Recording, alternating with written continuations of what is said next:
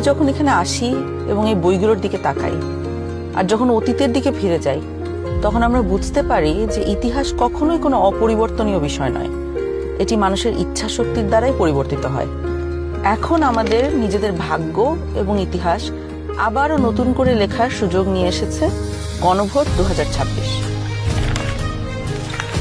সবার মনে একটা প্রশ্ন, গণভোটটা আসলে কি? গণভোটটা হলো আসলে একটা ভবিষ্যৎ বাংলাদেশের ম্যাপ। ভবিষ্যৎ বাংলাদেশ থেকে আপনি কি চান আর কি চান না একজন নাগরিক হিসেবে, তার একটা খতিয়ান।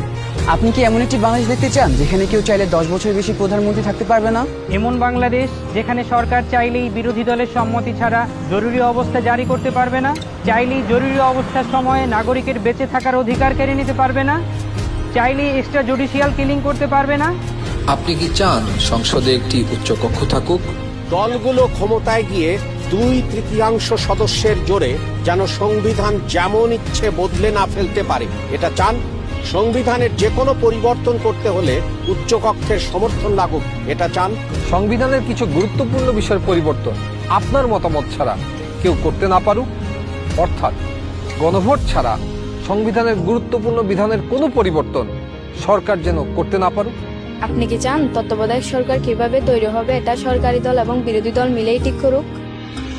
একই রকম ভাবে নির্বাচন কমিশন, পিএসসি, সিএজি এসব গুরুত্বপূর্ণ নিয়োগে বিরোধী দলেরও ভূমিকা থাকুক?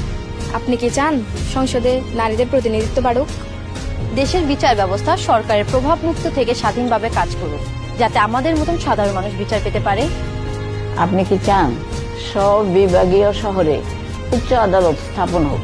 ধরেন আপনার স্বজন খুন হয়েছে, সেই খুনের দায়ে দণ্ডপ্রাপ্ত আসামিকে প্রেসিডেন্ট চাইলেই ক্ষমা করে দিতে পারেন।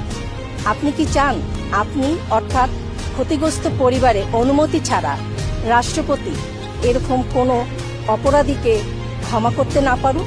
আপনি কি চান যে আমাদের মৌলিক নাগরিক অধিকারের সংখ্যা বৃদ্ধি পাওয়া উচিত?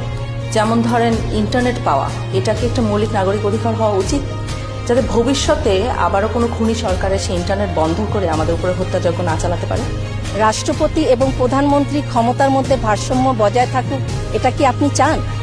বাংলা ভাষার পাশাপাশি দেশের অন্যান্য জনগোষ্ঠীর ভাষার স্বীকৃতি পাক, এটা কি আপনি চান? আপনি যদি এই পরিবর্তনগুলো চান, আপনি যদি এই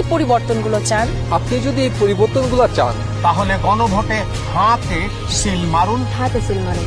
হ্যাঁতে সিল মারুন, হাতে সিল মারুন, হাতে সিল মারুন, হেতে সিল মারুন।